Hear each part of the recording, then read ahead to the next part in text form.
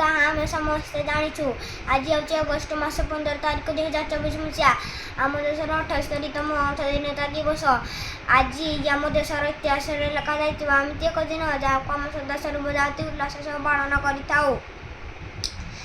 ବହୁତ ବର୍ଷର କଠିନ ପରିଶ୍ରମ ପରେ ଯାଇ 1947 ମସିହା ଅଗଷ୍ଟ ମାସ 15 ତାରିଖ ଦିନ ଆମ ଦେଶ ସ୍ୱାଧୀନ ହୋଇଥିଲା। ସେଥିପାଇଁ ସେହି ସ୍ୱାଧୀନତା ସଂଗ୍ରାମୀମାନଙ୍କର ବଳିଦାନକୁ ସମ୍ମାନ ଦେବା ପାଇଁ ଆମେ ଏହି ଦିବସଟି ପ୍ରତିବର୍ଷ ପାଳନ କରିଥାଉ। ମୁଁ ଏତିକି କହିବାକୁ ଚାହେଁ, ପ୍ରଥମେ ଏହି ବିପ୍ଳବ ଆରମ୍ଭ ହୋଇଥିଲା ମଙ୍ଗଳ ପାଣ୍ଡେଙ୍କ ଠାରୁ। ଏହାପରେ ସେ ବିପ୍ଳବ ଚାରିଆଡ଼େ ଖେଳିଗଲା। ଆମର ପ୍ରିୟ ନେତାଜୀ ସୁଭାଷ ଚନ୍ଦ୍ର ବୋଷ ଏବଂ ଜାତିର ପିତା ମହାତ୍ମା ଗାନ୍ଧୀଙ୍କ ମନୋବଳ ଏବଂ ଅହିଂସା ନୀତିରେ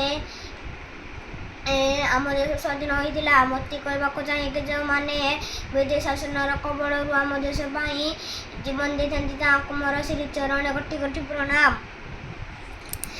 ମୁଁ ଏତିକି କହି ମୋ ବକ୍ତବ୍ୟ ଶେଷ କରୁଛି। ଜୟ ହିନ୍ଦ, ଜୟ ଭାରତ।